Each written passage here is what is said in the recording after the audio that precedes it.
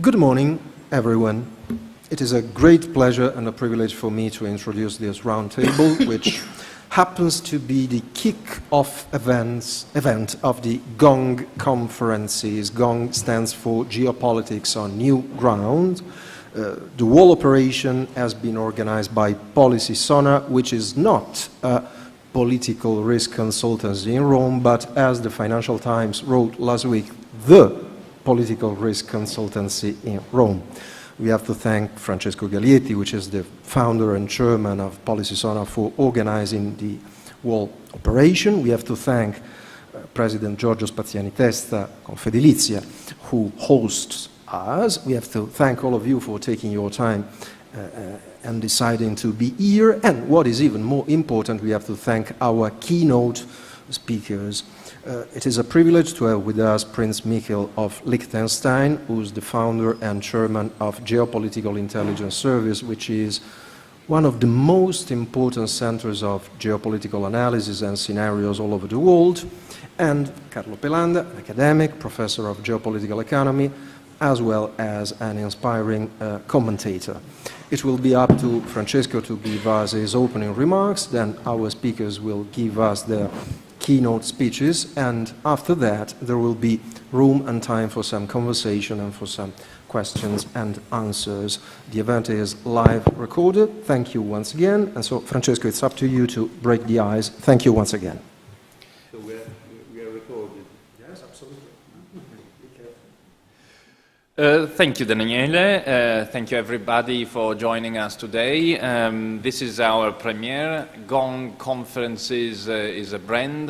We decided to launch it to stop, to pause and think about the bigger overarching trends of our times.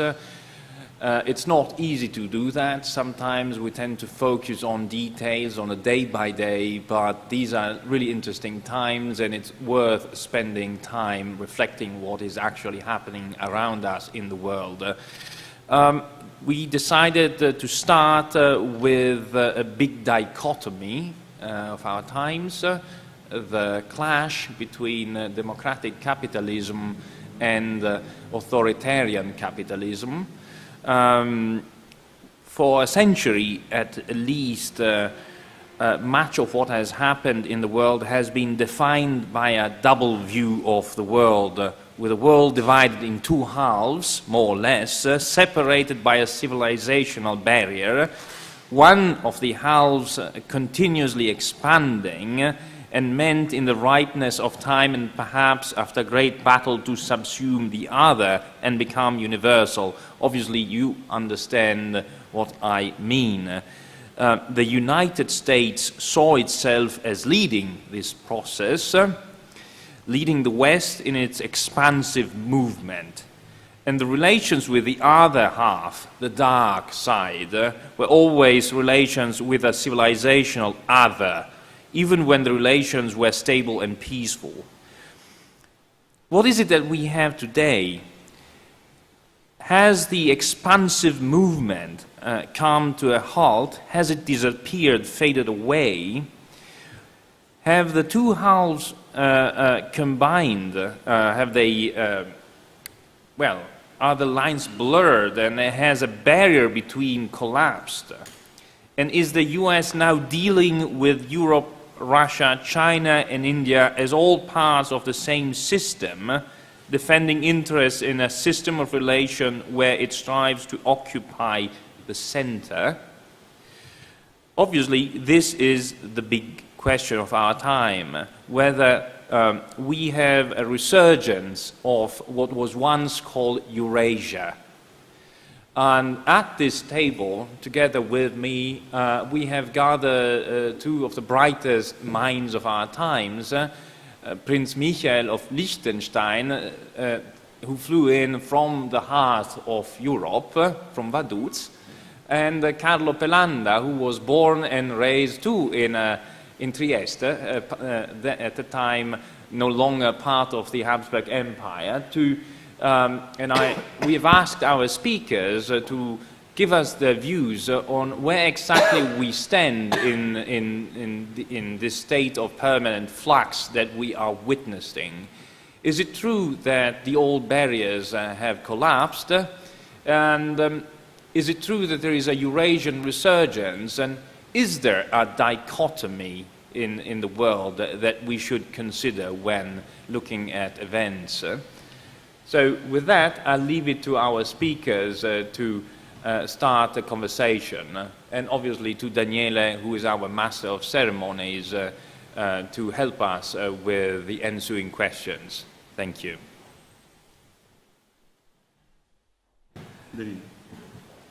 Good. Prince Michael, you have the floor. Thank you once again.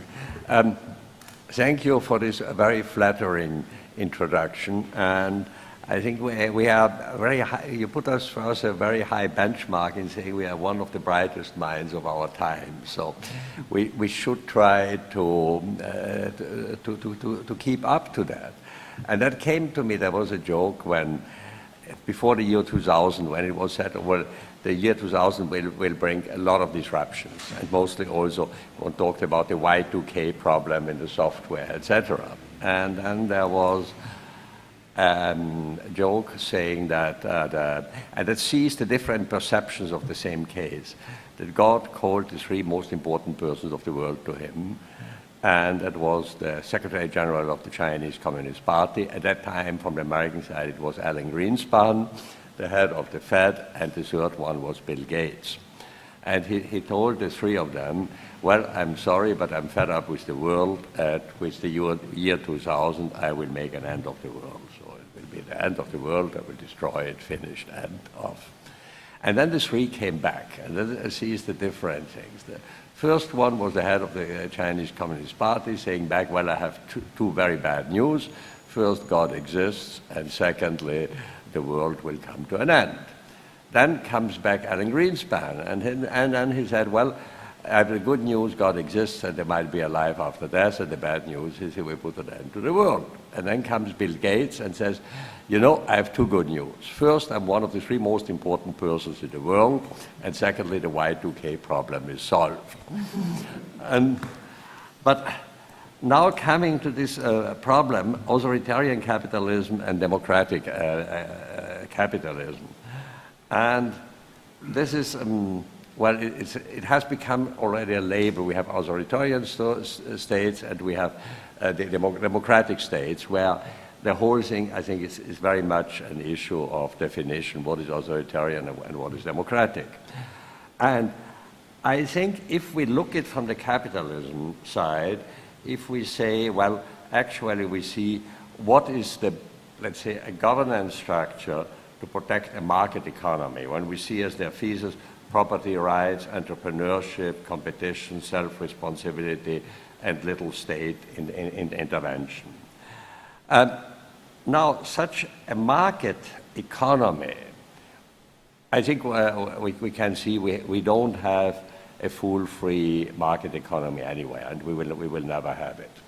But approaching it, we can say market economy can exist in an authoritarian party, it can also exist in a democratic, but it can also be frustrated by both. That I would say the conventional wisdom is that an authoritarian system can implement certain things much quicker, but it might not be as resilient and as long-lasting. And in democracy, one says it might take longer, and there must be a certain consensus, but it is more resilient. I'm not so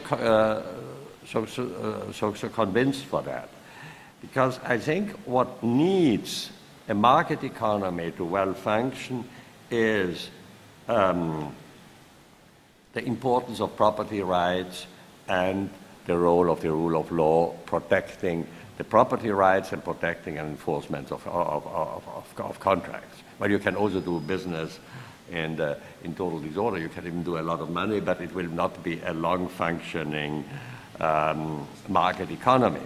And I think from there,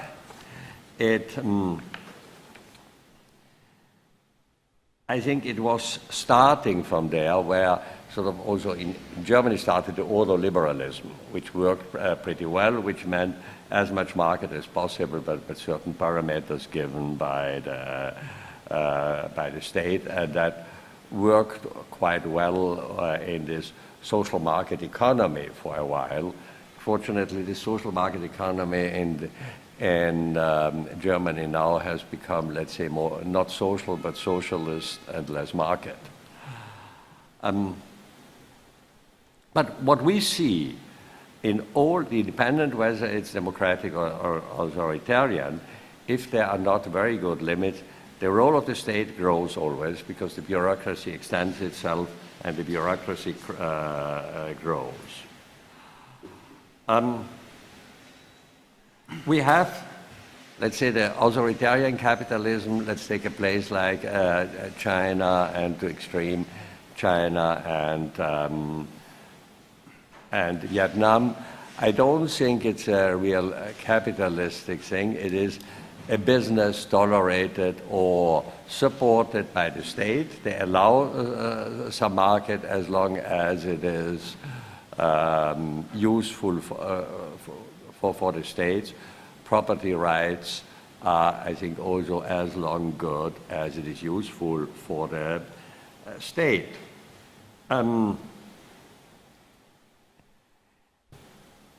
We have other authoritarian countries like Singapore. Singapore has a very strong rule of law, a very strong protection of property right, and it works extremely well. Coming to the democracies, and if I take the case mainly of Europe, but also of the United States, when I see at Europe, I see that we are in a way, actually, in a democratic way, let's say by majority consensus, into a planned economy. We have more and more limiting role of government and administration. I'm not against civil service. We need some civil service, and we have good and hard-working civil servants. But I think we are getting an overbearing bureaucracy and a huge jungle of regulations and laws. And the more laws you have, it's like with money, inflation, then the respect goes down, and it is much different. But for a good capitalist system, a market economy, you need a rule of law. Archduke Otto von Habsburg once said, "God bless our good civil servants, but beware us from bureaucracy." So there is the right mix which we see, and which is unfortunately frustrated in a democracy which actually starts to degenerate or has already become a nanny state. Whereas a state which gets more and more responsibilities, more and more functions, which he gets in exchange of freedom, and it controls more and more and limits the freedom. Now, we hear frequently that capitalism doesn't work anymore. It fosters inequality, which is totally wrong, because competition and property rights don't bring necessary inequality or higher inequality. But on the other side, for a functioning economy, we need inequality. And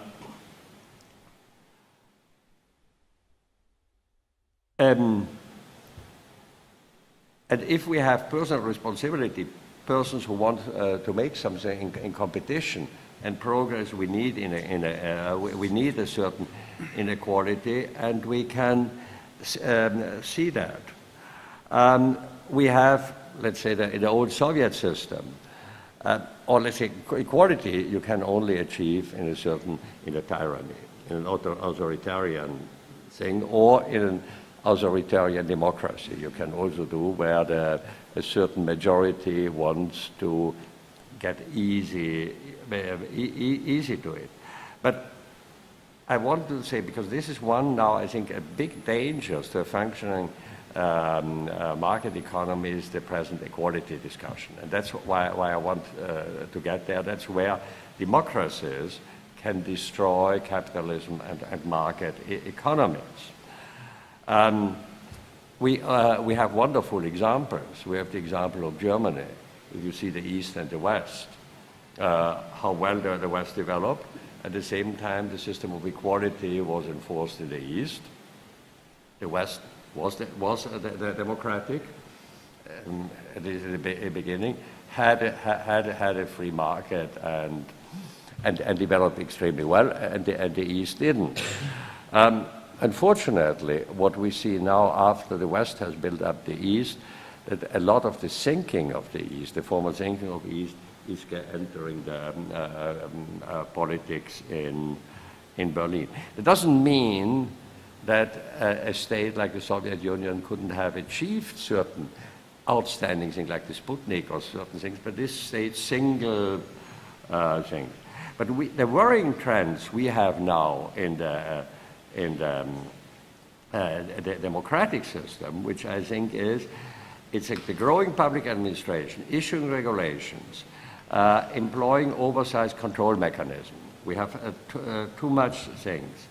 There's an erosion of property rights. Property rights are eroded by taxes, by too many regulations, by laws which limit the decision. We have a politicized taxation, also wanting to bring equality. But then there is also, and this we can't necessarily blame the state, an increased tendency in society towards risk avoidance. That means we don't want to assume our responsibility anymore. Maybe not we, but many people don't want to assume the responsibilities anymore and think the way they are living in is very convenient. Then we have another thing which I think very dangerous is now we are getting rules besides from the, or let's put it other way.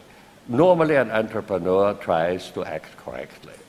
People are mostly honest, correctly, etc. But now groups are building up, which might be NGOs or coming out of the media, who are setting moralizing standards, which are not necessarily founded, but serve the issue of this.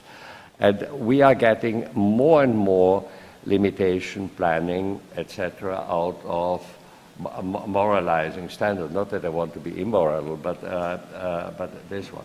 There is now also this dangerous notion which is called nudging. It is supposed that you do something, and if you don't do, it's not illegal, but you are frowned upon. And for instance, this is not necessarily an economic point, but now, for instance, in Switzerland, which is normally more liberal than other ones, the discussion comes up that if somebody dies, if he hasn't specifically said that his parts of his body cannot be used by science or for other things, it will automatically go to public use. And the idea behind what was also said, and it was also discussed in Parliament, it was then limited, but with a very small margin it was thrown out, was said, well, then people will feel a pressure that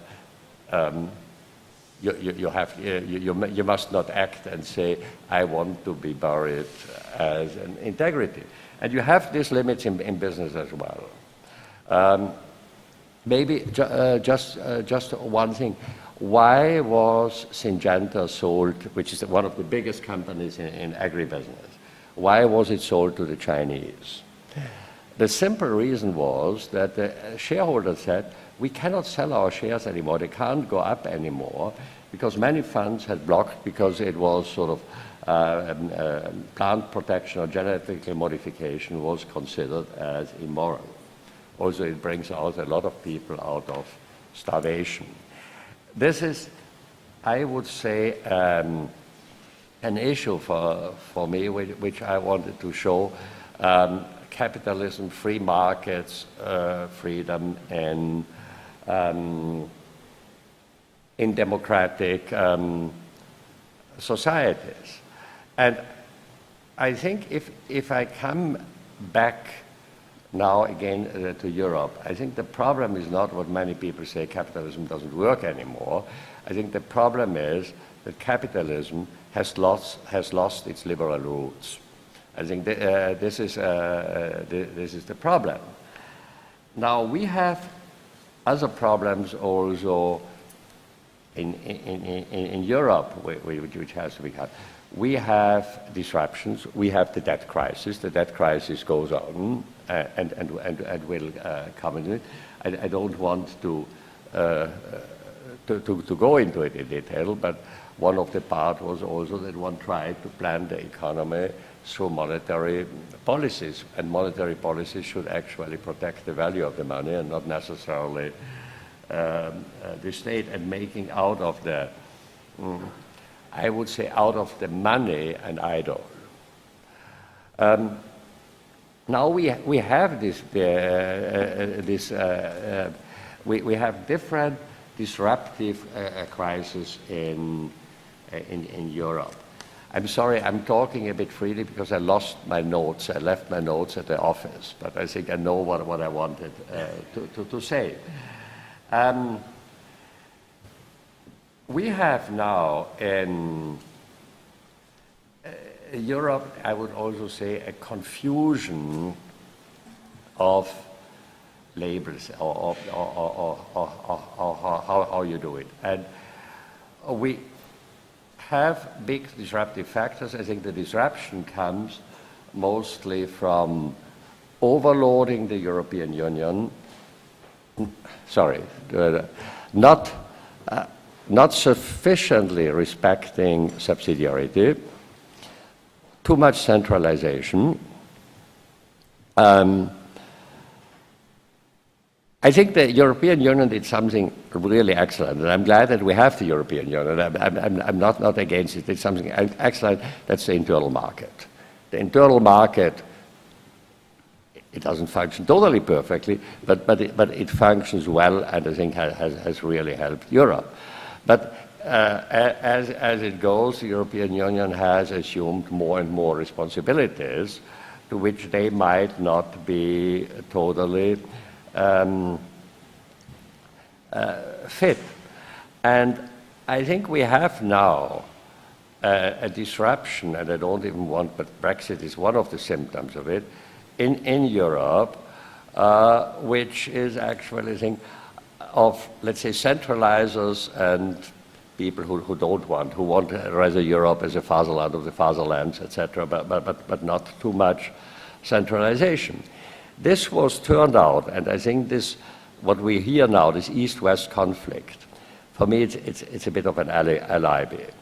It's an alibi because then the Western countries say we are liberal democracies, and then they frown on and they say the Central European countries, and I think Austria has joined this club, and maybe, I don't want to go on Italy now, because that's your domain, and I don't like to talk in a country about their politics. But it's considered as illiberal populist countries. Now, I think these are terms first, I think the word liberal, if Macron calls himself a social liberal, what does that mean? I don't know. But I think this liberal they use is more the way the Americans use it. It means a socialist. It's a more socialist, more centralizing countries wanting to do it. And the Central European countries, they know exactly what it means to be dominated by other ones, because they have been dominated long enough. They want to have the freedom on certain decisions. And it doesn't mean that they are not democratic. It doesn't mean that they are that they don't want to have market economies. It doesn't mean that they are very European. Let's say an approval rate for the European Union in Poland is much higher than it would be in France. So they are Europeans, but they want to have their right of subsidiaries and having a right on decisions, and not being considered as part of what also was said of the European periphery. And if they are considered as European periphery, then they want to be able to decide more on themselves and not being a periphery, which is not included, but being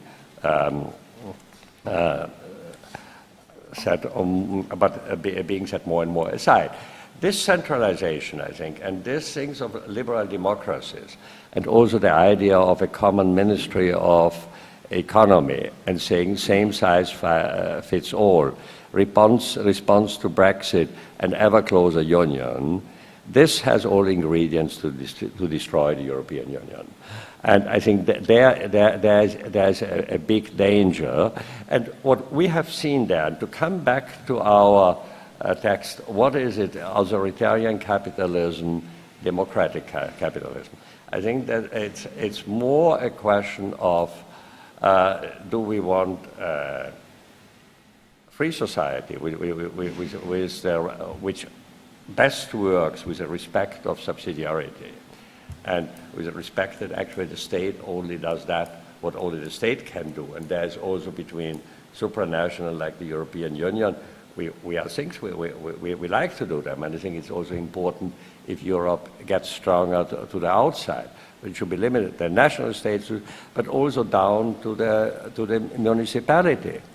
And I think a country where it works very well, a combination of market economy and a responsible market economy and democracy is Switzerland.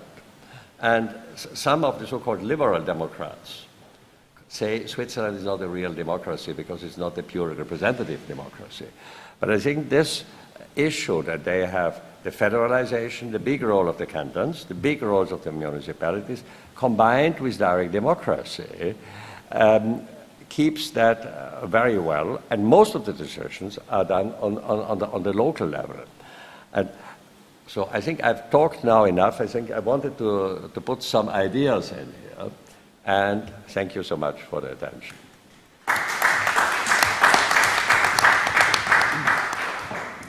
Thank you, Prince Michiel, for sharing with us some of your knowledge and expertise. And now we are lucky enough to listen as well to Professor Pelanda's opening remarks. You have the floor. Thank you. Congratulations to Francesco for starting up Gong. I don't see the gong, the real gong yet, but... We're working on that. Okay. We can put it that way. Going to the point. Well, it's about some decades that I'm trying to convince my Asian friends that democracy is superior to authoritarian regimes in reference to not a moralistic criterion or some values, but some very precise utilitarian theory and a very precise criterion of financial capital.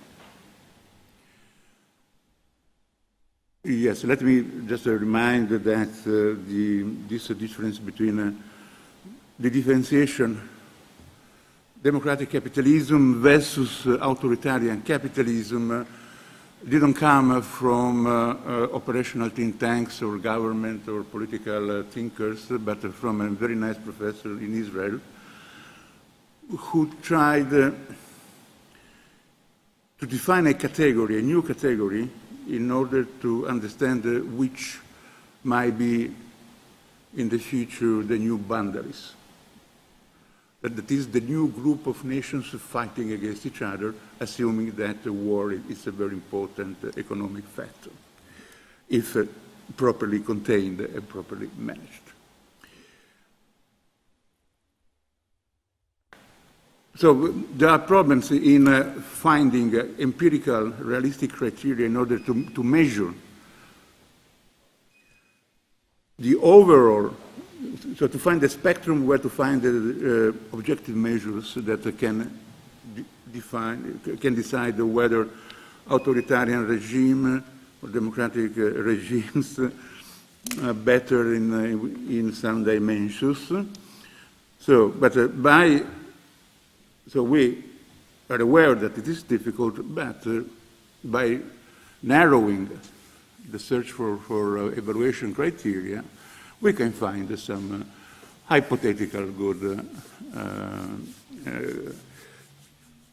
hypothesis. First criterion, global financial stability.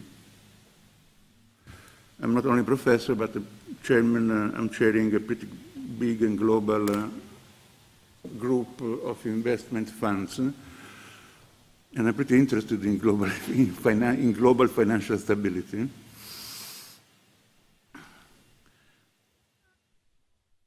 For this criterion, by truth, democracies are very clearly better than authoritarian regimes.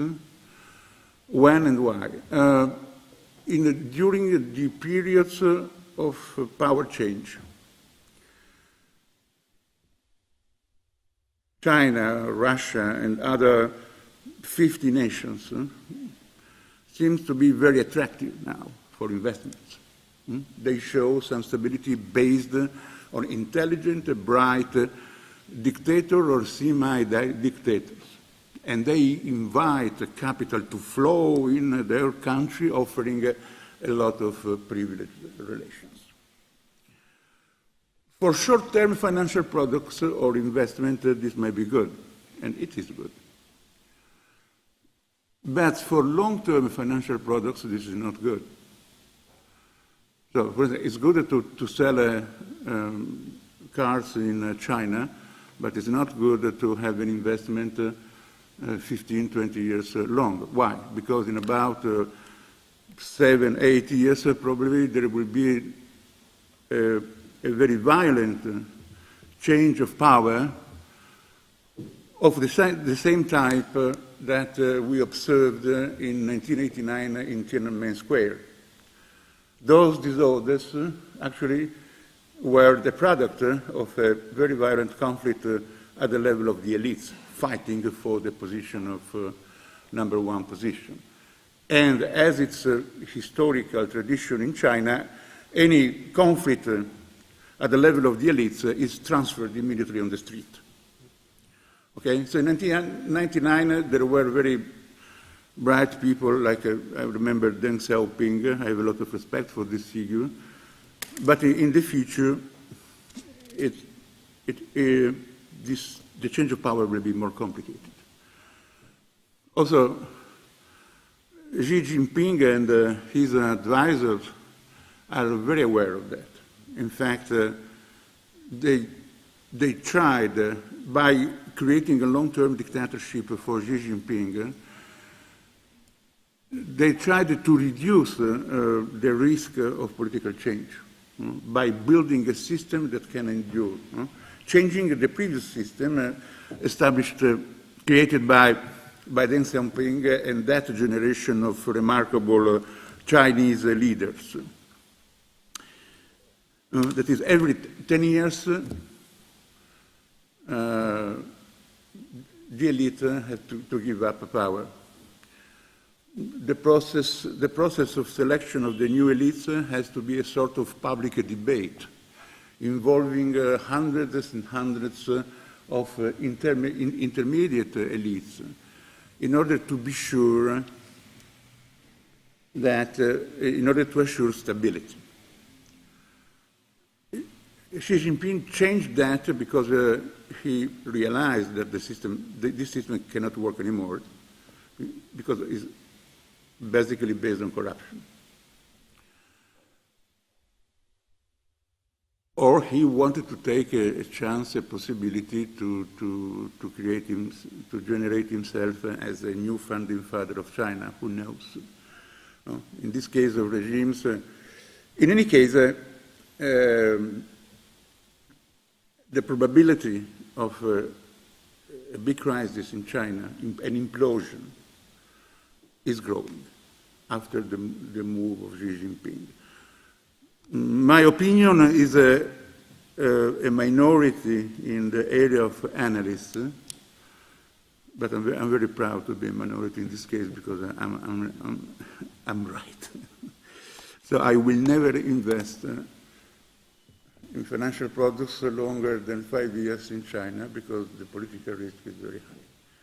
Okay, but this leads us to think about, well, authoritarian regimes are very attractive for a while, then they haven't a mechanism for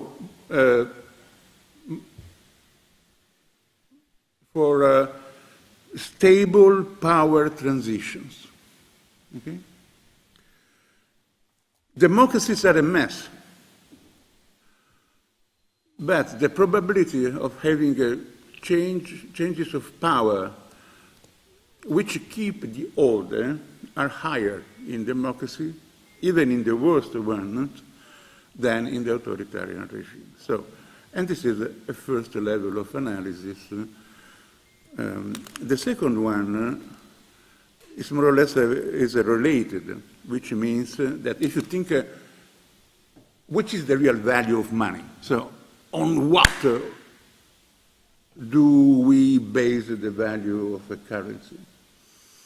Highness.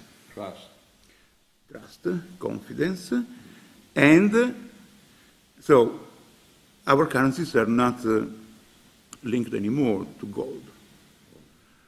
So what the new money is? It's not Bitcoin, of course, though interesting. It's a political product. It's a political product. With this type, since 1971, August 15, 1971, the political stability during time has been more and more related to the financial stability, and only democracies can assure, in probabilistic terms, of course, and not in deterministic terms, such a stability. So any financial actor which is engaged in long-term investments, for instance, pension funds or private equity funds like the ones I'm working with, which had to prepare scenarios 15 years longer, well, they don't invest in authoritarian regimes.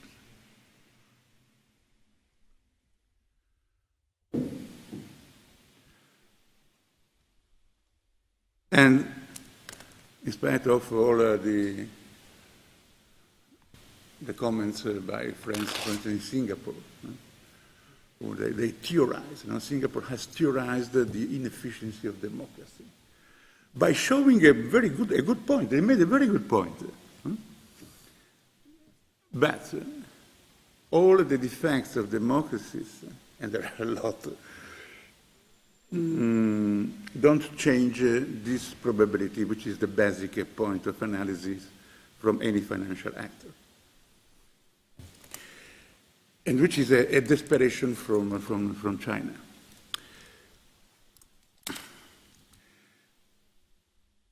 Security. Democracies related to the problem of financial stability at the global level is a security, of course. Democracies historically tend to react, not to act. And this tendency, which is a tendency, not just a deterministic fact, tended to reduce the aggressive foreign policies, aggressive military ambitions, and so on.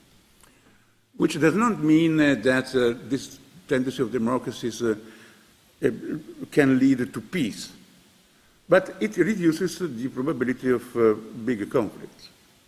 Authoritarian regimes do not have such, so they're efficient systems in which a decision cannot be limited by problems of consensus, and they act. Russia got Crimea.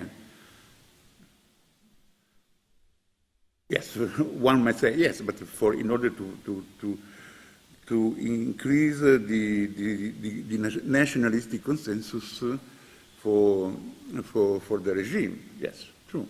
In fact, no one is asking Russia to return Crimea to Ukraine, just asking Russia to calm down in the Donbass area. So, there is also a system theory criterion, which is pretty important for the ones who make money through technology and progress. Progress both technological and social.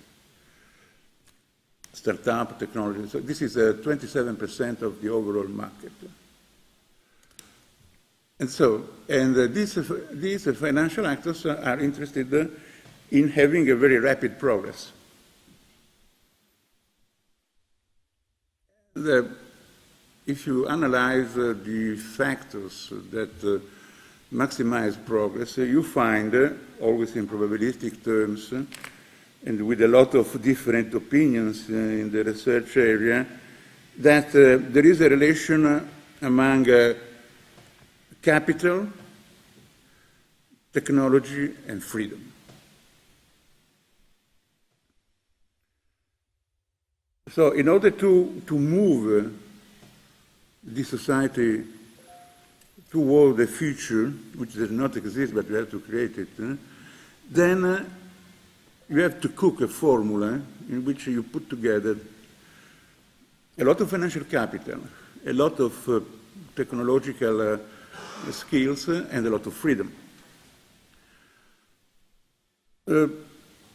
My students and other colleagues criticize this view by saying, well, if you analyze history, we see that the technological improvement come from authoritarian regime. No?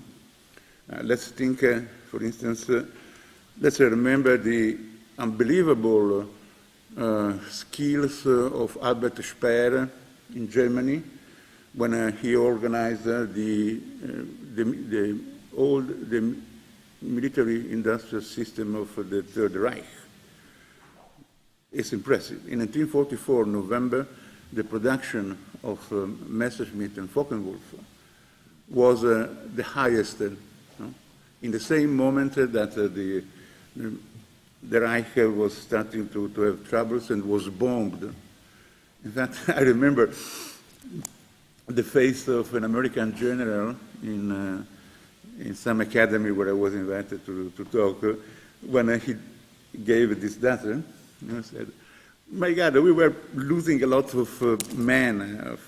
We were investing a lot of resources in order to bomb the damn Germans, and they didn't, and there was no impact at the level of industrial production.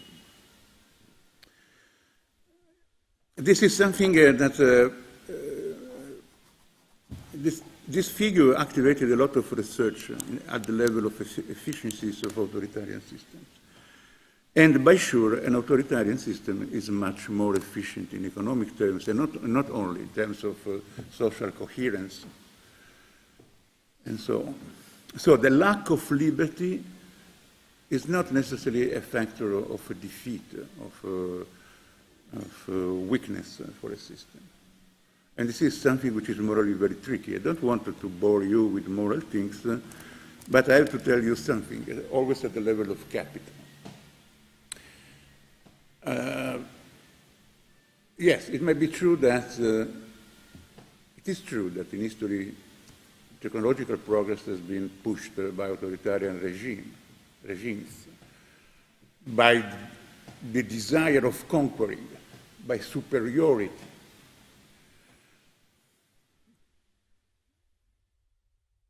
But history changes continuously, and now in the new history, we see for the first time that an increasing mass of educated people with brains which are not so respectable but are a little bit more working than in the past, they produce a phenomenon of a variety which really is pushing progress. That type of progress that can create business. So for that reason, I would be inclined to explore, to defend the democracies until I have a better proof that authoritarian regime can create more technological innovation.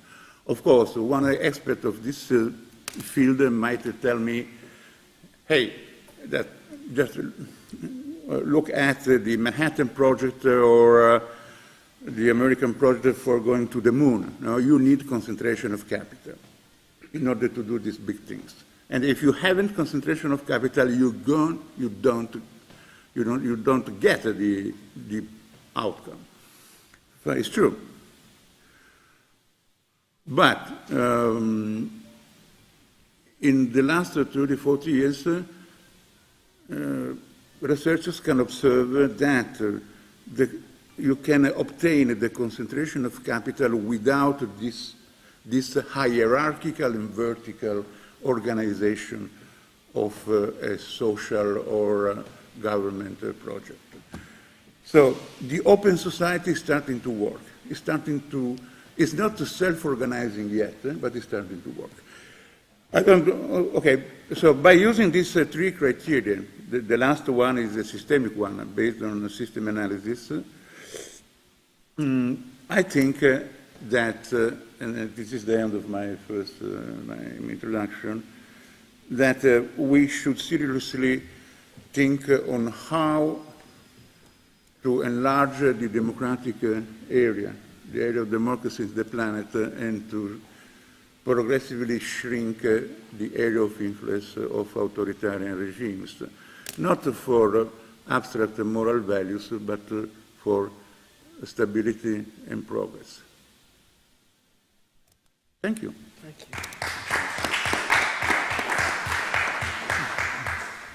Thank you, Professor Pelanda, for sharing with us this bold and challenging vision, if I might. And now there is time for some conversation between Prince Michael, Professor Pelanda, and Francesco Gaglietti. In a few minutes, you will have the opportunity to make some questions. If anyone wants to make questions in a few minutes, they can. Don't be shy, raise your hands, introduce yourself, and make your questions. Before that, if I might, I'll try to needle our speakers on some points. And if I might, I would start from three issues: North Korea, Trump, and China. North Korea, I can't avoid asking you something about last night's summit in Singapore between the US president and the North Korean dictator. According to the reports, it must have been a success. Of course, we don't have any detail. We will need semesters to understand what's going to happen, and I'm not asking you any prediction. I believe in the well-known insight coming from Lord Mervyn King, the former governor of the Bank of England. Whenever he was summoned by the Commons and asked for predictions, he used to answer, "I'm not a fortune teller, I don't have a crystal ball, I only can outline scenarios together with you and prepare a coping strategy." I'm asking you a coping strategy. What's the scenarios you see about North Korea, and what do we have to be prepared for? Prince Michael, Professor Pelanda, Francesco. Well, I think that North Korea, it was very interesting watching this game, how it was first built up. Kim showing his strength, the Americans showing their strength and answering the strength. It was probably the right thing to do. Now, Kim has a problem, and this comes on the problem of transition of power. He can't just go away and go and retire like a democratic system. So he's either, or looked for him till about a month ago, he's either the leader of North Korea or he's dead. So there was no third way. So he had to show his strength. And he was living in this, I think, in this difficult way that China was highly interested that the Kim dynasty continues there. so that North Korea doesn't get together with South Korea and the Americans are on their door and so on. And the, sort of the stability of North Korea was guaranteed by this sort of Kim dynasty. That's why also his family was the biggest danger for him. And I think that's why he was so nice with his uncle and his brother and so on. But now now the Americans showed strength. And then all of a sudden there was a possibility, yeah, the way we can meet and we can talk. Alone to talk with Donald Trump helps Kim enormously in his own country. And the Chinese. Now, from the scenarios, look, going from that into scenarios, there are, I think there is, that it will just go on as it was. I think this will not be. So there is the question, what are the options for Kim? What are the Chinese options and what are the American options? I think these are the three ways, and how can they be aligned? I think there is a certain agreement that now that North Korea, there should not be a Korean unification. It doesn't look like that. Now, how to convince actually North Korea, and also sometimes you have to integrate also the population, if the population divides, that it makes sense to keep on. Seems that Kim will be around still for a while leading it. He also had to change his leadership structure just before going to Singapore, so that he can come back, because otherwise there might be a coup. Because it's also dangerous for the people around him, because they might be as bad as Kim if it goes wrong. So he had to change. So it seems that will stay alive.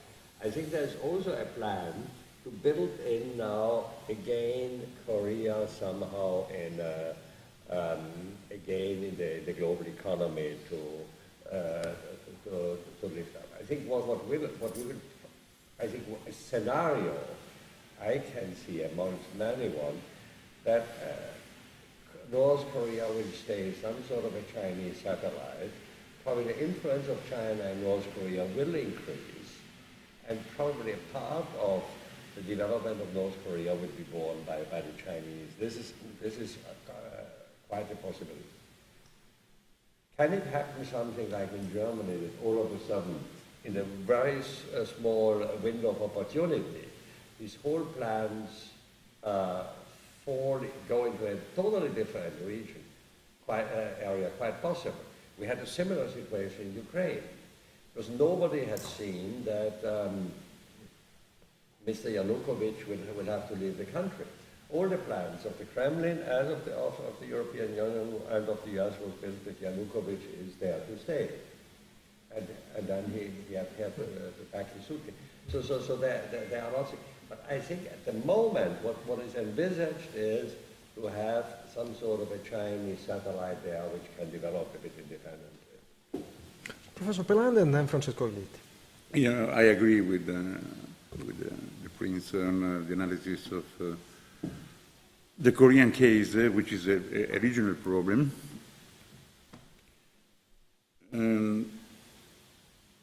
I just want to add something nice, just for smiling a little bit. So this nuclear capacity that North Korea has, thanks to the technological contribution of Russia, is something which is it's very tantalizing. For instance, China doesn't want on the one side the denuclearization of North Korea. Also because in case of the collapse of North Korea and the reunification of the peninsula, can you imagine the mood in Beijing, knowing that you have a very sophisticated missile, nuclear, and also the new brand, North Korea, the Russian technology, this hyper-speed cruise missile. Takes 35 seconds from North Korea to Beijing to to bring a nuclear bomb. Of course, China has to keep under control this thing. Also because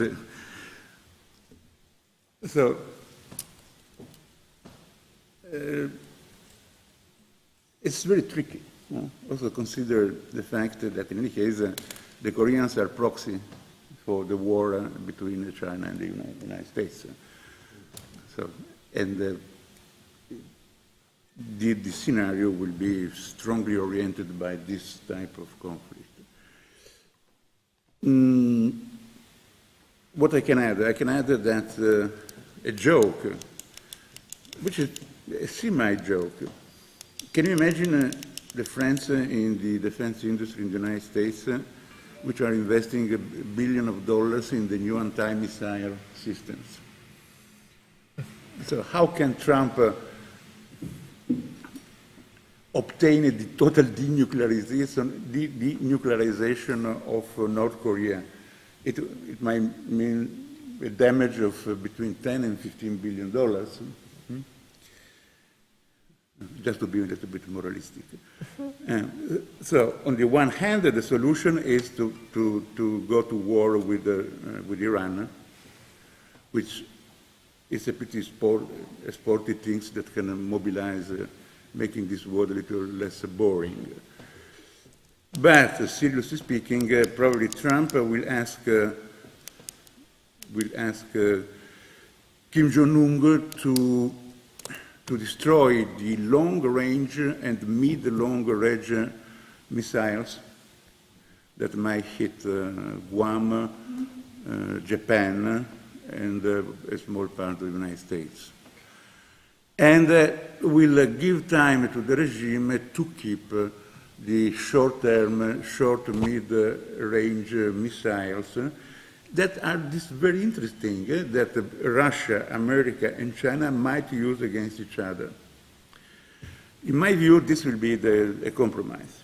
A compromise which is also useful for the United States in order to keep under control Japan, who is 6 months far from a nuclear capacity, which is something that they don't write on the newspapers, of course, because in Japan there is a huge problem of consensus for this nuclear power, but the government prepared, so they are ready. So in fact, the priority, as also part of the move against Iran by the Trump administration, part has been based on typical opaque political business reasons, but half, the one I know because my colleagues are advising, I said, if we don't go to war against Iran, Israel by sure will do, with the neutron bombs. And so if America wants to keep some control of the planet, though the US is transforming itself from an empire to a small kingdom, but probably this is a reversible process. But we have to do certain violent things. So this is more or less... Francesco, do you want to add something about that?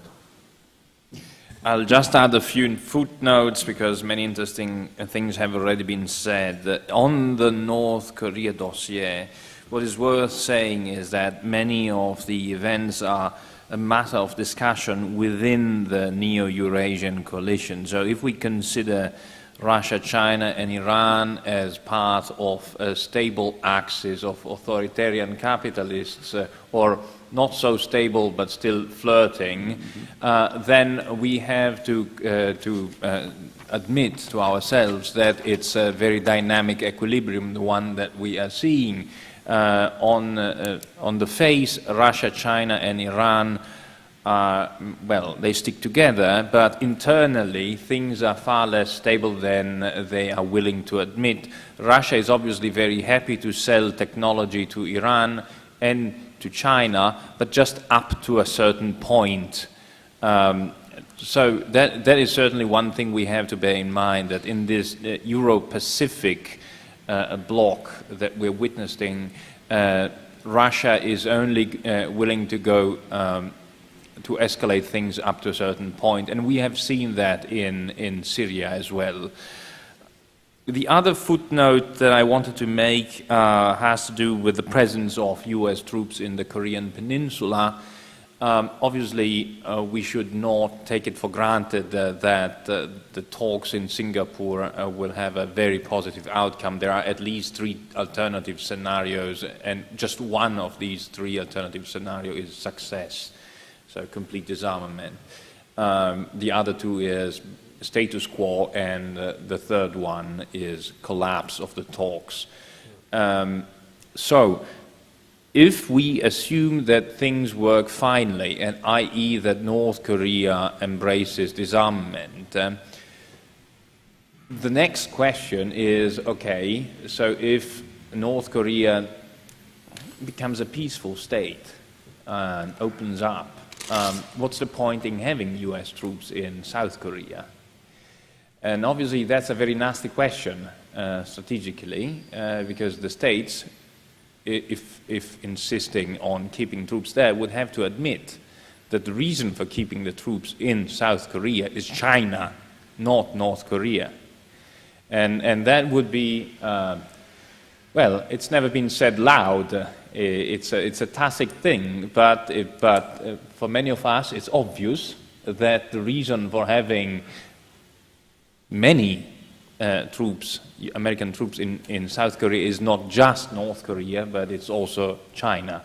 But obviously it has not been said loud because there was an excuse there, which is Kim. So that is it. Okay, let's move on to... Well, maybe yes, just please, like a comment. please. No, just I wanted to express some solidarity for both the northern and southern Koreans who are desperately trying to obtain some independence from the games of from the games of great powers. So I don't know if you noticed the intensity of the relationship between these 2 areas. They do know that they are proxies. They do know that they are instruments. They do know that something terrible in their life might happen on the basis of a decision that is not taken in their sovereignty. So I would just express some solidarity from these poor guys. Yes. Let's hope they are not going to be... Both the northern and the southern. Let's hope they are not going to be some bargaining chips of this big... No, they will be. Of course it will be. They put. Let's move on to President Trump. And if I might, to the transition between the 8 years of the Obama administration and the first 3 semesters of Trump's presidency.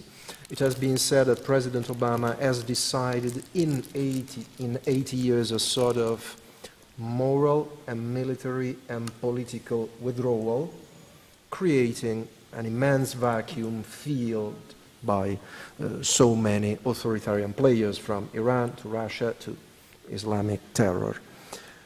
After that, President Trump, in spite of the isolationist tones of his electoral campaign, has decided to take an extremely assertive position in so many theaters as we can witness every single day. What's your picture about that? What's your picture about Trump's style? It has been said that even his flamboyant choices about the use of Twitter and so on can help the West regain some speed and unpredictability. And last but not least, do you think, as I do, that President Trump would deserve the Nobel Prize just for making so many experts and pundits and bigwigs go mad? All of their predictions have proved wrong. They said that Hillary Clinton was going to win, that there was going to be an economic crisis in the US, that there was going to be an impeachment, that there was going to be a failure in the talks with North Korea, Saudi Arabia, China. So there are so many bigwigs who are now desperate and in a sort of nervous breakdown. What do you think about that? Prince Mikkel, Professor Pelanda, and Francesco. Who's going to start? If you want to start. Well, I'm not so impressed by Trump. I'm expecting his staying power. And I'm mentioning that because just recently in a meeting with the German think tanks, more or less related to the current government in Berlin, they thought, okay, the best strategy is to try to resist for a while, then in about 2 years this guy will be out. My position was, hey, don't first don't bet on that because we haven't data yet. We have the contrary in terms of probability. And in any case, the Trump event in the United States is not an un-American event. Obama was totally un-American. I would add even disgusting. But it's a typical American event, so which means that after the Trump experience, a leftist or a rightist or a Republican or a Democrat will show some continuity. So it's not the Trump effect is a pretty important effect. So the Europeans have to deal with the US considering with more, thinking much better the strategy of relationship. And what are doing, particularly France and Germany now, they are underestimating the Trump problem. In fact, I'm very happy to say that in spite of all the suspicions on the new Italian government, but the level of analysis on how to deal with Trump is much better than the one I found in France, in Paris and in Berlin, at least at the level of professors advising the governments. What else you wanted to about? Just one thing. No, America first is not America back. No? So, as a centrist Republican, I can say that America's back. So it's trying to act as an empire in any small spot of the world. It's not retiring. So the problem is that America has not the power as it had in the past of acting in this way. So, but this is typical American. So I don't need allies until you are defeated. When you are defeated, they need allies. So let's have a defeat of the Americans, and then they will be back. So in any case, it's a pretty important destabilization, but I'm pretty optimistic for the future because America is not leaving the globe, wants to have a different position in the globe. The world that America built in the 40s,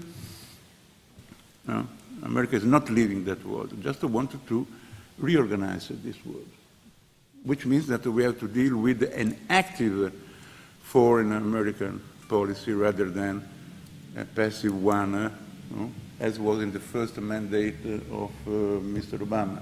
In the second mandate, when the deep state, the imperial bureaucracy took Mr. Obama and tried to explain how the world works, then it was active, but was full of disorder and did work like the free trade areas treaties, like the TTIP, that Mr. Trump did not erase the TTIP.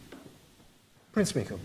Well, I think that the first thing, the transition, I think it's normal, and most presidents, and more in the campaign, most campaigns will say we will reduce our global activities. That's popular at home. Then they get in the White House, then this thing fades away after a few months. After a few months, one has seen it with Obama. He was going all the world around. He was making speeches, etc. How he would change America to be more peaceful, etc., etc. It was great. It didn't work. It was back on track. The same was with Trump. He was saying America first, and we reduce it. But there are certain necessities in world policy, and it's still there. The population doesn't really want to have too much involvement But the United States, per se, they want to keep their hegemony, and they see that their role is to be. So they will stay involved on whatever the president. Where I fully agree with you is that I believe that Trump is there not to stay forever, but to stay more than 2 other years. It can be different, but you can't make a policy based on that. There is, by all the way, he's probably not the nicest guy in the world. But I think this is not a qualification for the President of the United States to be a nice guy. He's also badly behaving. But certain things like also reducing the bureaucracy, etc., I don't know how far he will get. But these are quite good intentions, at least, if he can do it. Because we should never underestimate the power of the administration itself. But I think he's trying it. And then the question is, for me, is always interesting. There is, today the world wants to have everything predictable. If I make a policy, can't it also be sometimes an advantage if I'm unpredictable? So I don't think, because we want to have people who are predictable and experienced. And for instance, we see it also in politics. When somebody new comes up, then it says, oh, this country has, let's say we have in Austria, etc., we have somebody inexperienced. We have huge problems, but now somebody inexperienced is coming. But sometimes one could say the experienced people were also these people who had brought that in the system. So if we don't want to have newcomers coming from outside, we are getting the system more sclerotic. I think sometimes it's quite good if, without destroying everything, somebody upsets the system. So I would say I would rather see now, put it that way, I would see it a bit more optimistically and say President Trump as an opportunity. More than as a problem. And you heard, I heard it before, there was also in Germany the think tank, they said, our whole Western civilization will drown, that was before the elections in there, if Donald Trump wins the US elections and Boris Johnson will be the UK government. We have both, and I think the Western civilization still goes on. Francesco. I'll be quick. When Trump made it to power, one of my first thoughts is, that in this part of the world, we thought very highly of his predecessor, of Obama. But then I think that there was a watershed moment that coincided with Obama's Cairo speech, the one that earned him the Nobel Prize for Peace. That speech literally horrified me because it paved the way for a very dangerous concept that democracy was better than stability. And in this part of the world, the events that happened after that speech disrupted the status quo, not just of North Africa, but of the entire Mediterranean. And because of that disappointment, of that, of that shock, I think that clearly Trump comes in with different expectations. We greet him with different expectations. The bar of expectation is certainly not set as high as with Obama, especially in the strata of the Italian intelligentsia, who are having a very hard time accepting Trump as a human being. They don't like him. They don't like the way he moves, the way he speaks. They don't like anything about him.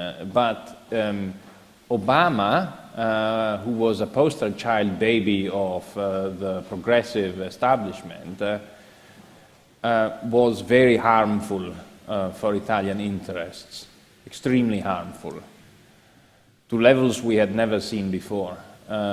So I'm not sure what Trump is up to in this part of the world. There had been high hopes that AFRICOM would be moved from bloody Stuttgart to Tunisia or Sicily. That is not going to happen. There were dreams of a stronger deployment of assets in the northern rim of, on the southern rim of the Mediterranean. That hasn't happened either. The level of cooperation with Russia remains a mystery. It's unclear whether Russia is doing what it is doing with a tacit green light from Washington or not. Still, it's much, much, much better than what we had with Obama. That's it. Okay, I have several other questions about China, Iran, and Russia, but now it's time for you to make questions. So if anybody wants to make questions, they can. Don't be shy, raise your hands, introduce yourself, and you have the opportunity to join in our conversation. Please. A question to my colleague Alain. If I heard you right, you were saying that authoritarian capitalism is more efficient, right, than democratic capitalism. But then you ended your talk saying we need more democratic capitalism. Why? Stability. Stability a long time and the trust confidence effect. Because authoritarian capitalism is inherently unstable? Is periodically unstable. So the probability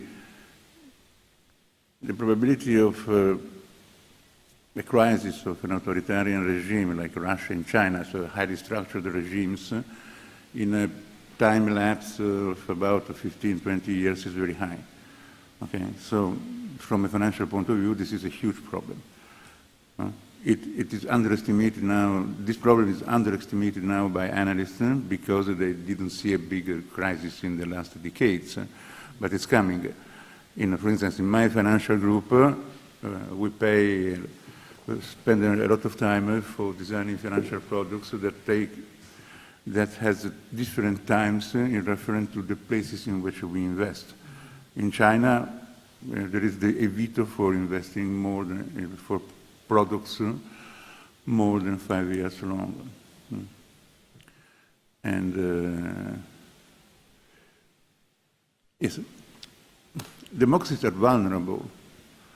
For instance, a democracy cannot afford to have poor. To have poors, because the poor votes. And when the poor votes, he or she wants money, which creates a disaster. No? Like observe the comparative development between China and India, and you can see the effect of democracy. But now I would invest in India for financial products of 20, 30 years. And I would invest in China just for 5 years. It's slow, it's highly complicated. Democracies can very easily fall into an authoritarian regime. Very dangerous because it's based on consensus, like Nazism. Oh, you see the case of Brexit, so people who are not able to define their own interests when the emotion come in. So democracy is very vulnerable, but if you can keep a democracy together, then it will be economically more valuable than an authoritarian regime, though the latter tends to be much more efficient in many areas. Another question? Oh, sorry, please. If I may say something, it's very important to make the democracy quite strong, quite resilient, because otherwise it's very easily falls into the prey of becoming extremely populist. And we see that in some of the so-called democratic governments in Europe have become very populist. Certain decisions, also is virtual. But I think therefore the democracies work very well if they are decentralized. I think getting also as little centralization as possible, because then the decision comes much closer to the person, to the individual. And I don't know whether here is, but in Germany it is that we have democracy one day every 4 years. Another question, please. Yeah, I fully agree. Which is Please. also the reason for the success of Switzerland. Yeah.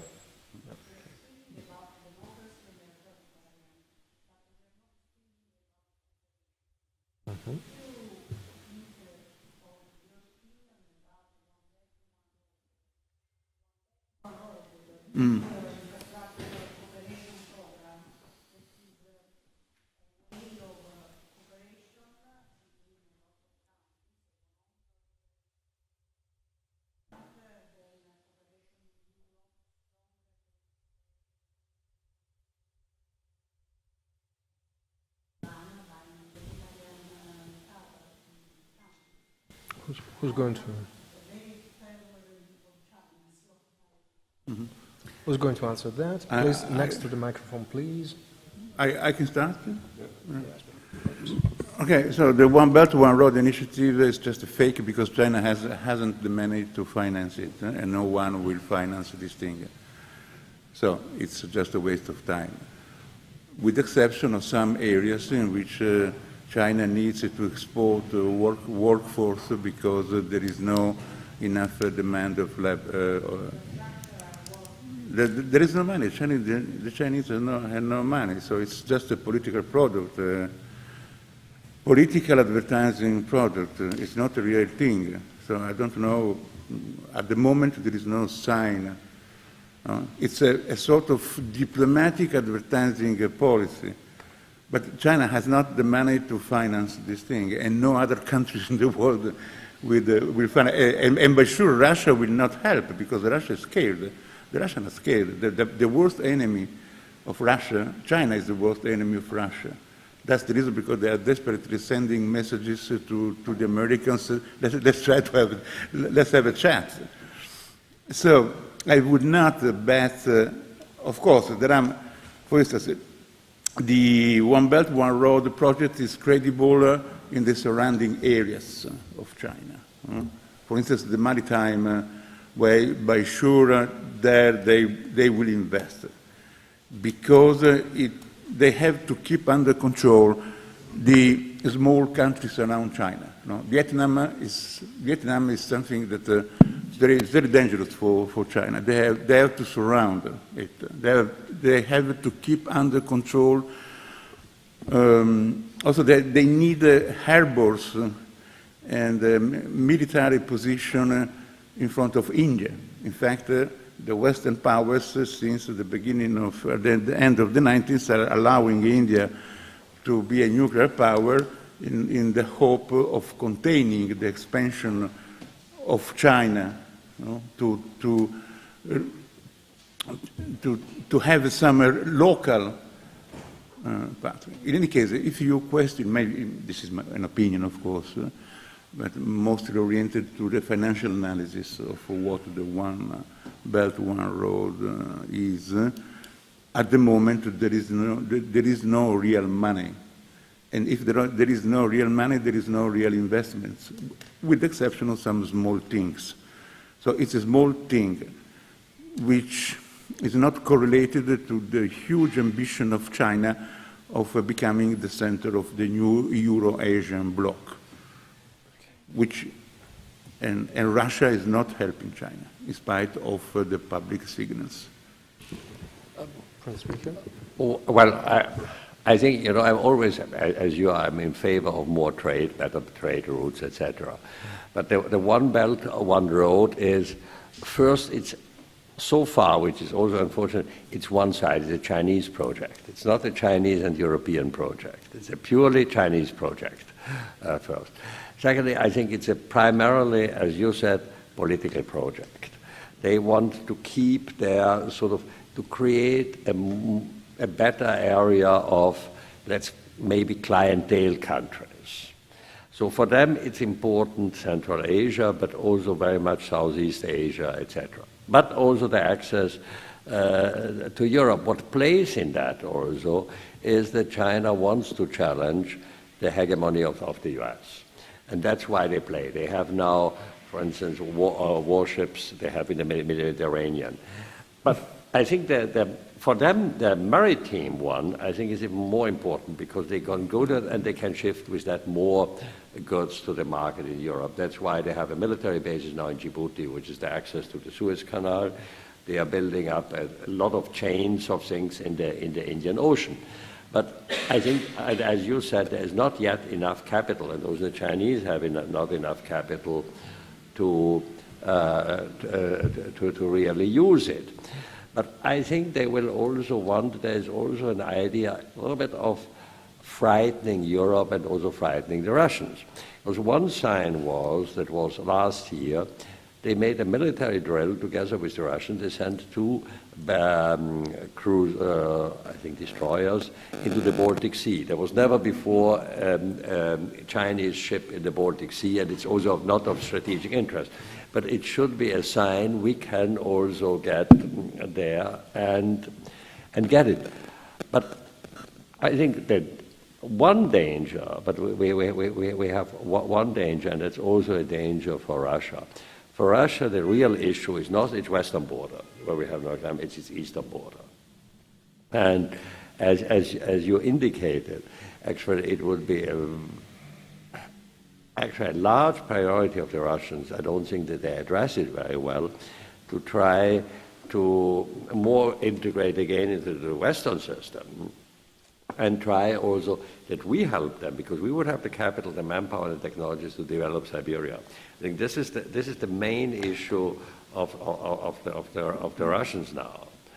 And the problem was that they are afraid that the West or the Western Europe might too much interfere in their internal power structure, which they want to avoid. But in theory, I would say it's great, but I'm afraid it will not work. Waiting for other questions from the audience, let's move on to Russia, because I picked some elements of Professor Pelanda's and Prince Michael's remarks. An open question: have we already lost Putin? Have we never had it? Has he definitely turned his geopolitical compass eastward? The West, of course. Has he definitely turned his geopolitical compass eastwards, or is he desperately seeking a real reset with Washington? What can be done? Who's going to start? I don't want to start. Prince Michael. Okay. Francesco. Or maybe you should start. Let's give space to the kids. The kid is now age 36, so no longer a kid. No, obviously Russia is the big elephant in the room here in Rome, and I always have fun seeing that Westerners of other parts of the world are surprised at witnessing the extent and the depth of the relation between Italy and Russia. It's hardly a surprise. We have had the largest communist party in the West. The Russian embassy is almost as big as the American one, and it throws elegant parties to which, unfortunately, I am not invited. But I'm told they're quite nice, and the view from Villa Abamelech, which is the residence of the Russian ambassador, is one of the most charming in town. In this city, we Italians are not the only ones musing about the relations with Russia. The Vatican is too. I think that far more interesting than the Italy-Russia relation is the Vatican-Russia relation. And as we all know, the Catholic world has suffered two gigantic schisms historically, the Protestant one and the Orthodox one. And the rapprochement between the Orthodox world and the Vatican is far more advanced. It has made much more progress than the rapprochements with the Protestant world. There are also logistical, technical reasons for that. The Protestant world is not one, it's many worlds, whereas the Orthodox worlds are fewer and bigger, and the Russian one is the biggest by far. There are several overarching issues why Russia is so close to Rome, and it has not just necessarily to do with Italian politics. I would say that at a deeper, more spiritual level, the Vatican connection is also very interesting. Well, I think it's difficult to lose Putin because Putin is very pragmatic. He is not. I don't think he's very emotional. He has his plan, and I think he will go with what goes. But the Russians feel themselves Europeans, not Asians. This is very much the West, whether the Europeans, the Western Europeans, and those Americans made after the fall and the implosion of the Soviet Union quite a few mistakes, actually humiliating the Russians. And I think what broke now, what caused now the real break was the issue of Ukraine. Where I don't want now to excuse the things which happens in Donetsk, Luhansk, etc., but that Russia wouldn't simply sit back and look at it while this is taken over by the West, and they have seen it also as a first step to the NATO, and there was no guarantee, is from their point of view was foreseeable.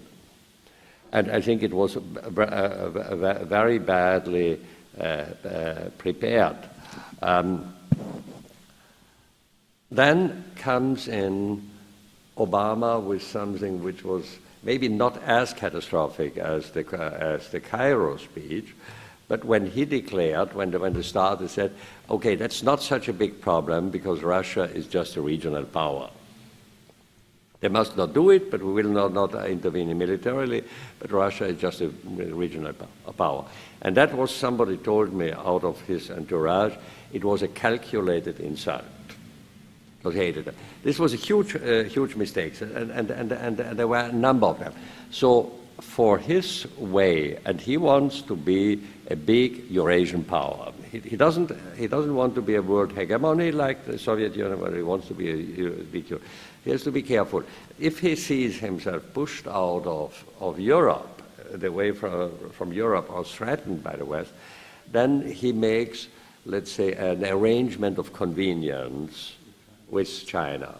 And I see the danger, I see the danger because China and Russia together is quite powerful. And China more than that Russia gets forced into a role of a junior partner of China. And this will be very detrimental for us. And I think there we should be in the West a bit more on the basis of realpolitik than of values. Yes, now I remember an article by Pope John Paul II in 1977. I am old, Franz. When he defined the Pope, just a few months, a few weeks before becoming Pope, defined the boundaries of Europe. Yeah, from Lisbon to Vladivostok. And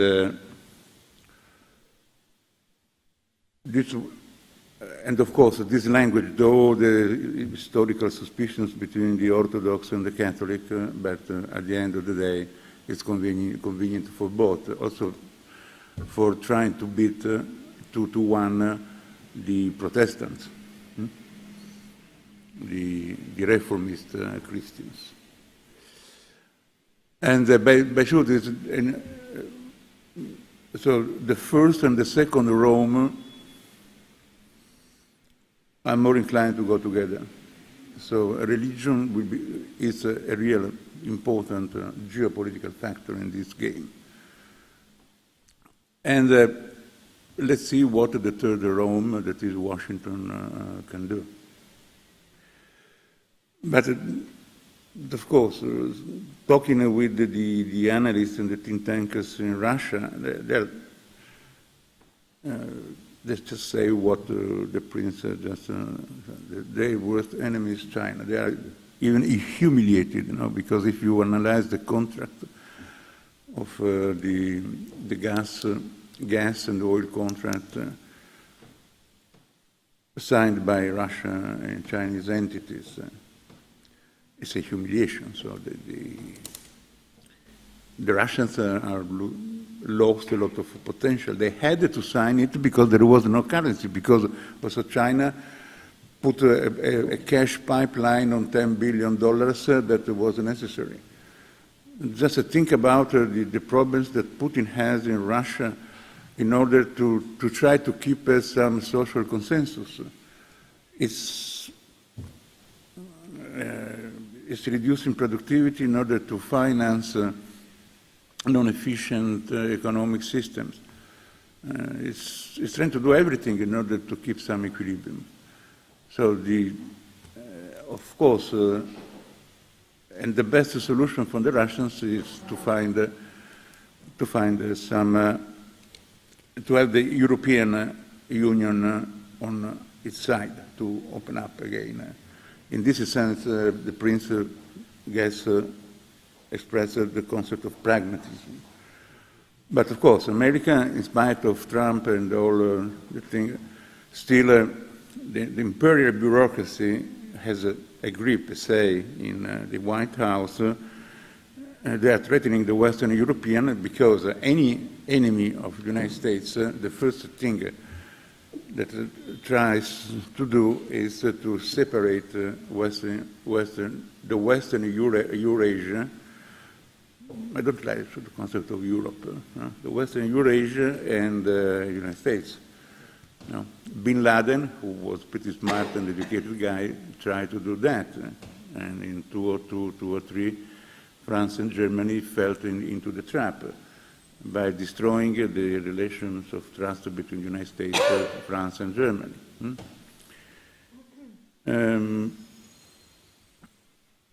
But the European Union is not independent enough to make this choice.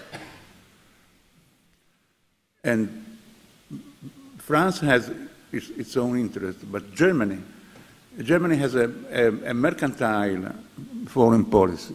The objective of Germany is to try to sell things to both the West, China, etc., and with the internal model in order to keep under control the European market. If we want to move Germany, to want the European Union toward Russia, I would not create a case with the Americans. Because the Americans, in spite of some problems in diplomatic relations, tend to be pragmatic. I would create an internal discussion with Germany and France.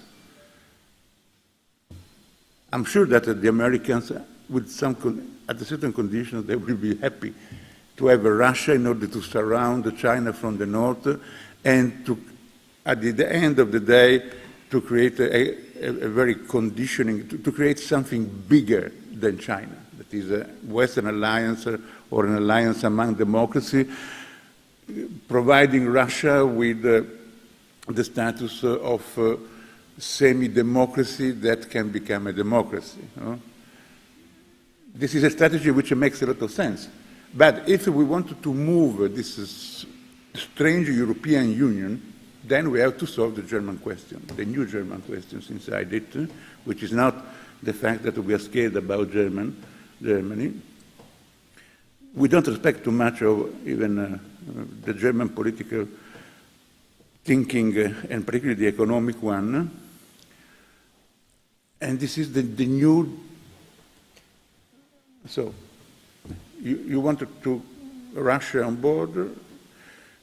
You have to convince Germany to change something, not the Americans. Let's move on to the EU. I have two more questions, the EU and then Iran. The EU, will the Franco-German axis or the Germano-French axis come to terms with reality and accept to reform the EU in terms of less centralization and a more flexible association of free nations, or will they go on with their mad centralizing project? Someone says that so many EU politicians are obsessed with the American midterm elections in November.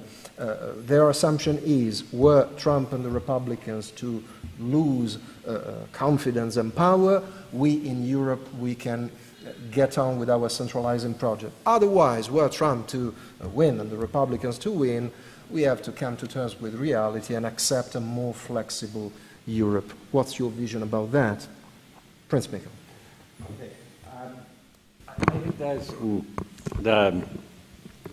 the Franco-German axis was quite important when it was a very light axis at the beginning of the European integration process. Then it went down. At the moment they are talking about we needed the reform. There is this word of the ever closer union, which is also a word, Macron says it a bit differently, but which is a centralizing issue. I don't think that Germany at the moment can really act, because they have this coalition government. And the socialist side is more on the side of Macron, and says we want to have more central function and more centralized Europe. The CDU not. I don't think that Germany at the moment can really act on this on this thing. I think the more centralization would be bad. Well, as I said it before, it could be disastrous.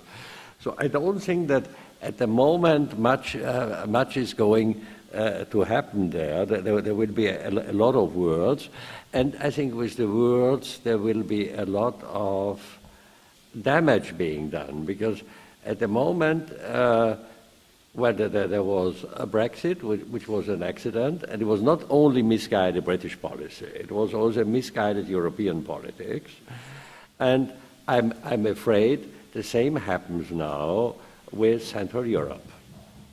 And I have a lot of business in Central Europe, and it's quite dangerous. So it might be that the whole thing, and I don't think it would be good, that we really come to a smaller core Europe, and then something around, which is very difficult to defeat. And they would be then told, you have to take over our regulation, whatever you want, because otherwise you can't trade with us.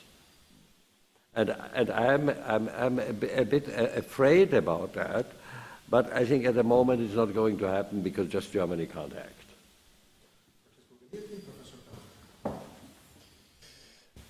I think that whatever thoughts we have on the EU, its architecture and in its internal composition, is fairly marginal, because in a few months from now, we are obviously going to have European elections, and that may lead to a completely different state of affairs. Obviously, we will have to deal with the current setup until the beginning of next year, probably February, but after that it's uncharted territory, and inevitably the new EU will be the result of trends that we are witnessing these days, and that includes the Visegrad group increasingly hostile vis-à-vis the status quo. It includes Italy with two large anti-establishment parties, but one that is a neo-Bavarian party, the League, which will have to choose whether ultimately it prefers to stay with Marine Le Pen or whether it wants to join Orban as a non-establishment member of the EPP. And the Five Stars movement will have to choose whether it prefers to stay where it is now with Nigel Farage, or whether it wants to find another partner. And there are already talks of ongoing dialogue with Macron's En Marche. So anything will have to be reassessed in a few months from now, because now it's very premature.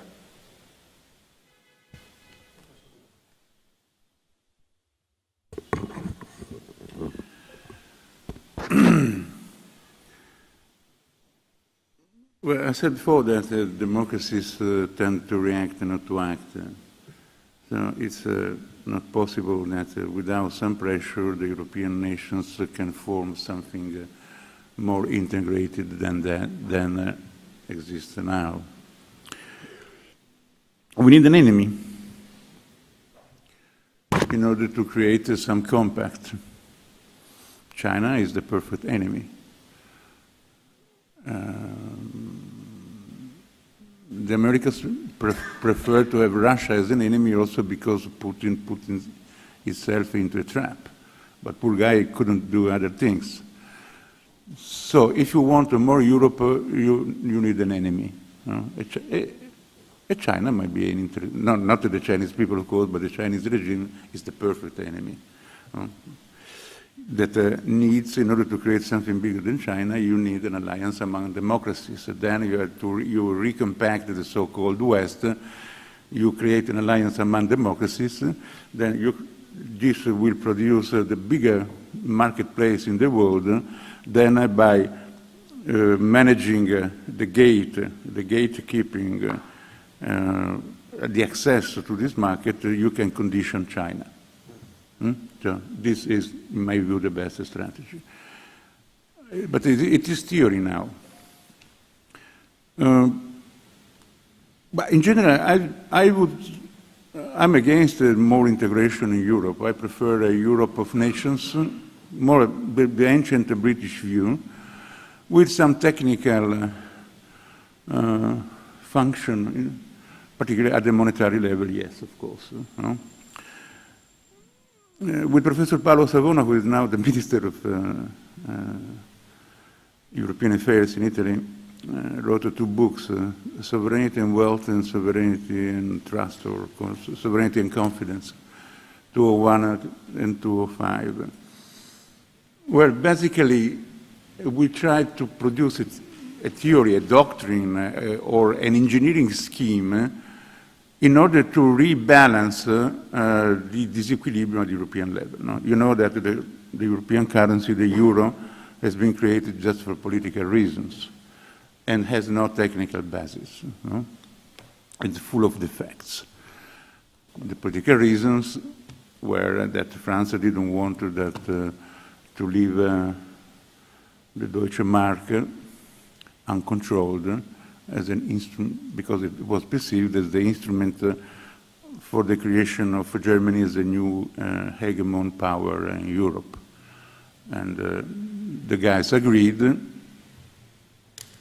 the euro came out without any real technical analysis. It means that just the same currency impacted on different economies, creating a sort of disaster. No? 25% of the European population has been impoverished since 1999.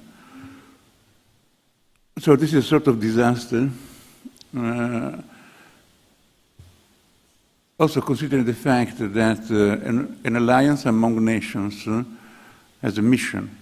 So each nation has an advantage to participate to an alliance in terms of as a multiplier of the force of the nation. So if this alliance does not work as a multiplier of force, there is no reason for a nation to stay in. For instance, Italy, this is a current problem of Italy, because to stay in NATO is more a disadvantage than an advantage. It doesn't make sense. So the Italians colonized again Libya, and France didn't want that, and attacked Libya, destroying our colony. So this in the national interest of Italy, this was wrong. NATO is not helping Italy in the control of the Mediterranean and on Northern Africa routes. The relationship with France is a sort of war between Italy and France. And with Germany, there is no way of mutual understanding of what should be done in this wonderful country, which is Italy, in order to regain a financial equilibrium. So if you ask a medium Italian observer, we say, well, the two major alliances of this country are not producing advantages at the moment. And a guy might say, well, no, this is a Canadian friend, the journalist, but why Italy stays? Because we have to. So there is no way to go out, to exit Euro. There is no way to abandon NATO. And yeah, there is a theoretical way, that is to create a meta-confederation with Switzerland and to go nuclear. But it's a little bit too much science fiction. Oh, of course, including Liechtenstein. This would, in this moment, the best strategy for Italy. But it's not possible. With Professor Paolo Savona and so on, we predicted all these problems. Sorry, 1 minute. And we try to re-elaborate the concept of sovereignty inside the European Union. According to the current Union model and the Eurozone model, a country gives up its economic sovereignty, but this country does not receive back a re-elaborated sovereignty compatible with the Euro requirements. So it's not so difficult to conceptualize a sort of tour of sovereignty. No? A country gives up the economic and monetary sovereignty, but receives, in exchange, receives some flexibility, a country contract, as the Germans say, in order to readjust to the impact of the same currency to different economies. So it is so obvious, but when we wrote in 2001 and 2005 with Professor Savona this thing that wanted to be a contribution to create a more solid damned Europe, a more solid European Union, the environment of professors, politicians say, you are Eurosceptic. So, which means that we have to work, we have to be very prudent. It's better not to change anything in Europe because there is the cultural climate. We are very far from pragmatism. So let's keep quiet, let's keep Europe as it is, let's wait for some news before moving it. Professor Pelana, from my perspective, if I might, is totally right. The crime of blasphemy has been reintroduced against the EU, which has become a sort of dogma.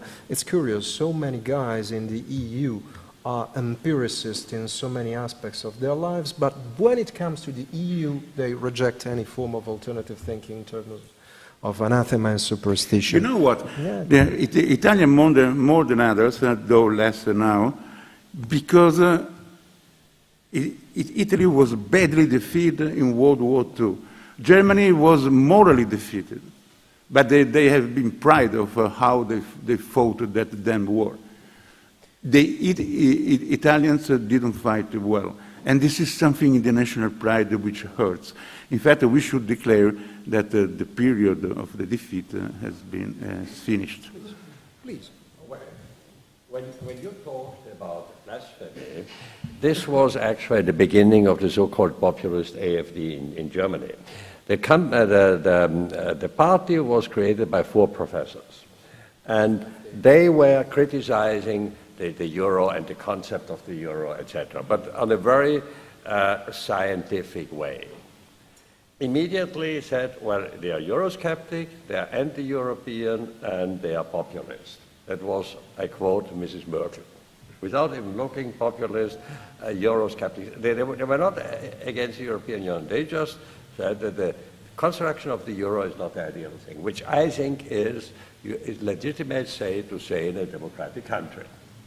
They were totally marginalized. Now what happened? The party developed differently. The 4 professors was kicked out of the party, and now Mrs. Merkel got what she wanted to. She said, we don't want to have a right-wing populist party.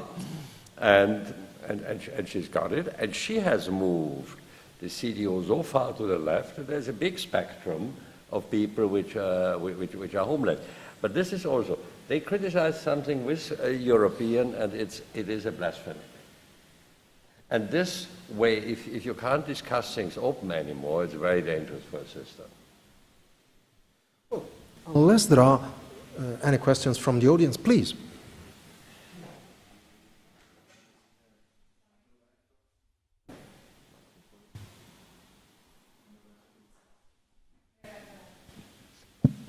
Okay, I'm Roberto Pellizzaro, student of Master International Public Affairs at LUIS. First of all, thank you for this interesting conference. I have a couple of questions.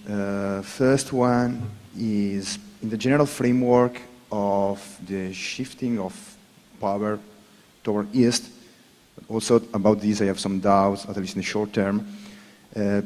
Do you think that, taking into account also our subject of the conference, the authoritarian capitalism is in the winning side of the history or not?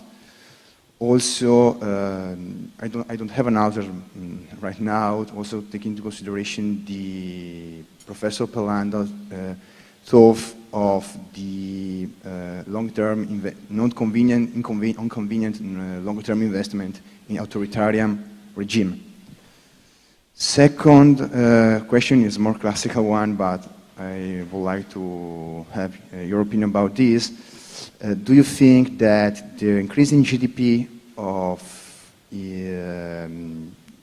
per capita of China people could in some way put some pressure to the Chinese government to move toward more democratic reform or not? Okay, this is more classical, but I would like to have your opinion on this. Thank you.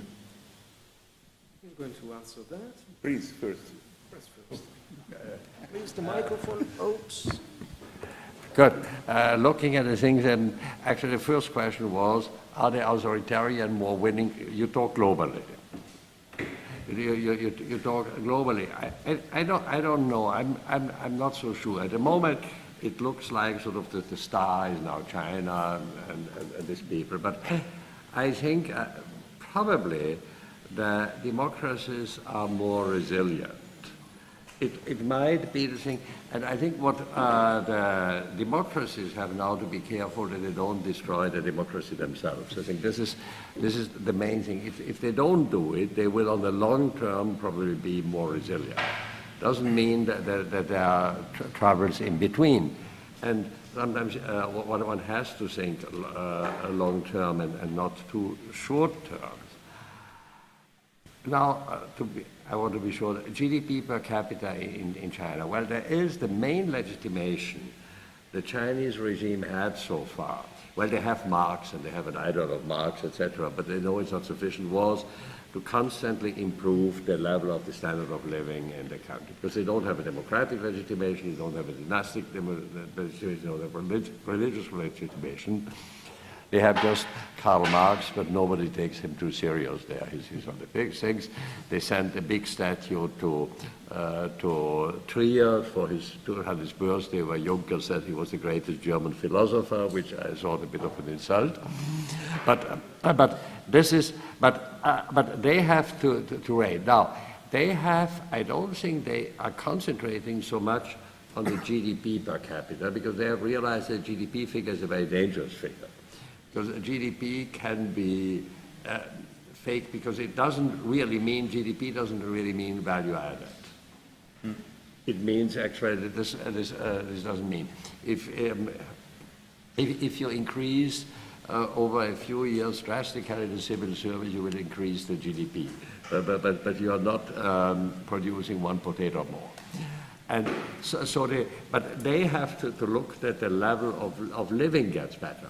And I think they abstract that. I think then we don't really need, as long as people is getting better and better, we don't really need democracy. I think it's one of also the reasons why President Xi now changed the structure of the system but gave himself a lot more power. I don't see democracy coming very, very quickly into China. Or Professor Tonando? Me too. Also because there is no relation between level of wealth and democracy. There is a relation between level of wealth and desire of the new rich people to interfere with power, like the bourgeois. Democracy is an artificial product, a sort of rare event in human history, where, for instance, based on the maritime power interest, that is to support freedom in order to avoid the protectionism from the continental powers. So there is nothing biologically that leads to democracy. On the contrary, everything which is biological tends to move toward hierarchical systems. So democracy is an artificial product, and it would be unfounded any thought that can create a scenario in which you say, okay, as at the beginning of the 90s happened in the United States, at least in the universities of the United States, the prophecy then, okay, so liberalism will win at the end because it's a natural outcome of something. Forget it. No, there is no natural outcome, and by sure, democracy is not. It's an artificial product. And it's very delicate. And I honestly don't know if we will be able to defend democracies in the world. I just finished an analysis, a study, in which all the democracies have a deep crisis, not a simple contingent crisis, but a structural crisis. The foundation of democracy, mass capitalism is the foundation of democracy. And a peculiar configuration of capital, which is very abundant capital. So the cost of keeping a democracy alive is huge. Goes beyond the monetary mass that we have around the world. And if you are not able to make everyone rich in a democracy, the poor will vote and will destroy the democracy itself. So democracy is something that I would recommend to try to think on how to defend, to keep it. It is some democracies in the world, but it will not be easy. Why? Because it's not natural. It's not natural like to drink a glass of water.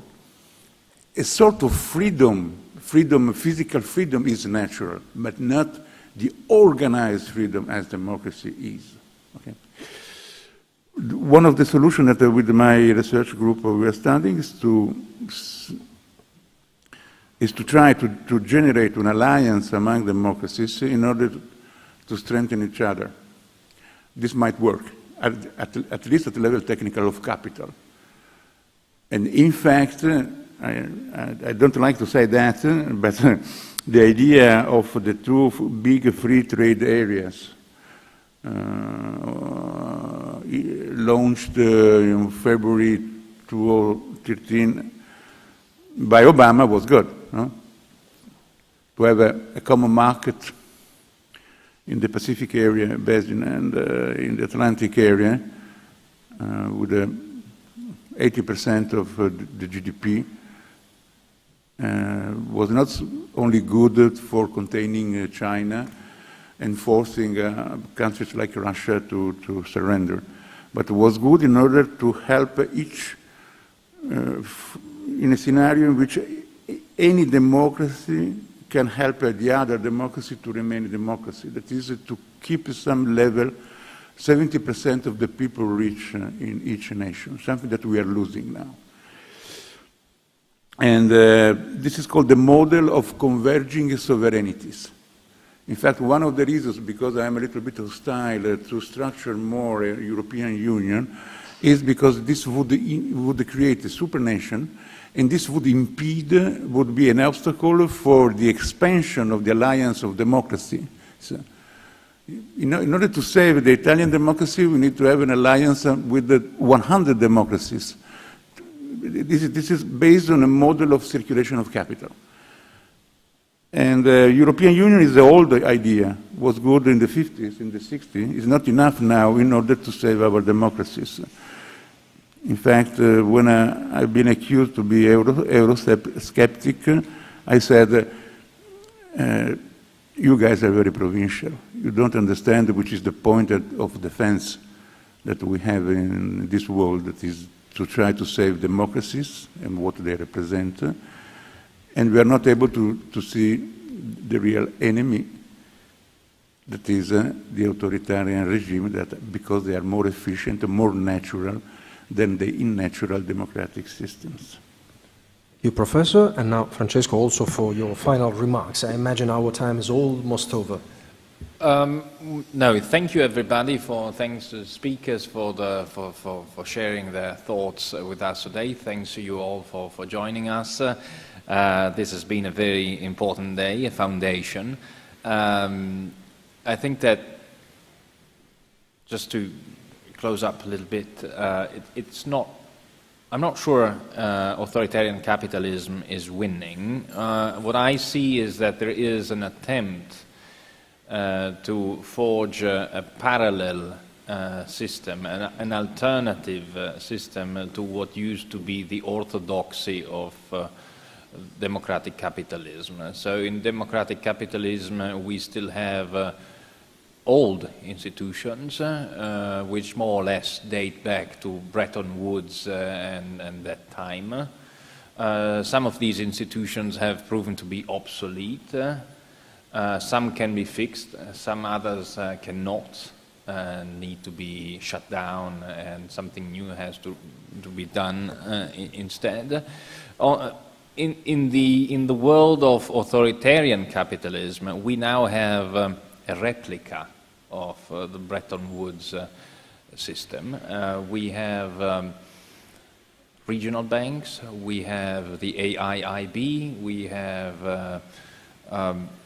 have a parallel payment system, a Chinese, Sino-Russian replica of SWIFT. They're trying to literally create a parallel world, which obviously is newer and it is not as obsolete as the other one we've known.